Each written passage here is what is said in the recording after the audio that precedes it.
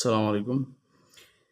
আজকে আমরা পৃথিবীর সবচেয়ে সহজ নিয়মে লসাগু বের করা শিখব এবং এত সহজে আপনাকে কেউ শেখাবে না। খেয়াল করেন, এখানে 3টা সংখ্যা আছে 2, 4, 6।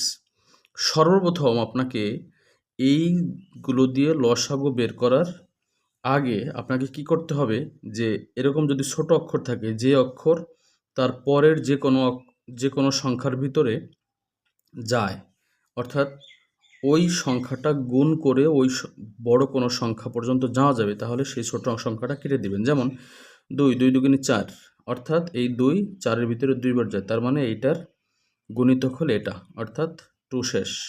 এখন আছে কয়টা? 2টা। 4 দুগুণে 8, তার মানে 6-এর ভিতরে আসলে 4 যায় না। তো এই 2টা দিয়ে এখন আপনি মূল লসাগুটা বের করবেন, তাহলে বের হয়ে যাবে 2, 6। কী করবেন? প্রথম 2 দিয়ে কাটেন।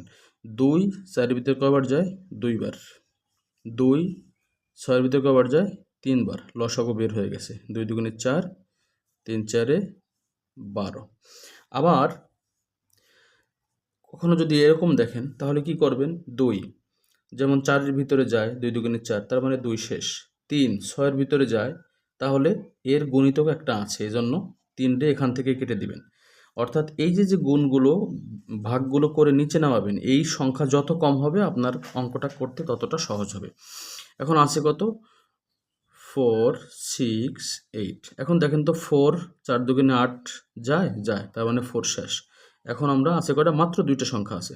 এই 2টো সংখ্যা দিয়ে আমরা এখন লসাগু বের করব, তাহলে মূল লসাগুটা বের হয়ে যাবে। কি আছে? 6 এবং 8। 2 দিয়ে কাটি। 2 6-এর ভিতরে কবার যায়? 3 বার। 2 8-এর ভিতরে কবার যায়? 4 বার। আবার লসাগু বের করার সময় হলো, যতক্ষণ পর্যন্ত একটা সংখ্যাকেও ভাগ করা যাবে ততক্ষণ পর্যন্ত আপনাকে ভাগ করতে হবে। আর গসাগু হলো এমন একটা সংখ্যা দিয়ে ভাগ করতে হবে যা সবার ভিতরে ভাগ যাবে। যদি একটার ভিতরে না যায়, তাহলে আর আপনাকে যাওয়া যাবে না। তাহলে এখন দেখেন, 2 দিয়ে যদি আবার আমি দিই, 3-এর ভিতরে যায় না, তার মানে 3 যা আছে তাই হয়ে যাবে। 3 যা আছে তাই হয়ে যাবে। আবার এইখানে 4-এর ভিতরে 2 কবার যায়? 2 বার। এখন আর করার প্রয়োজন নাই। এখন দেখেন, 2 দুগুণে 4 আর 3 4-এ 12, 12 দুগুণে 24 হয়ে গেছে এর লসাগু। ঠিক এভাবে করে আপনি যদি এই ফরম্যাটটুকু সুন্দর করে বোঝেন, তাহলে যে কোনো লসাগু বের করা আপনার জন্য সহজ হবে। আরও আমাদের নতুন নতুন ভিডিও আছে লসাগুর উপরে। প্লিজ আমাদের চ্যানেলটা সাবস্ক্রাইব করবেন অ্যান্ড শেয়ার করবেন। Thank you.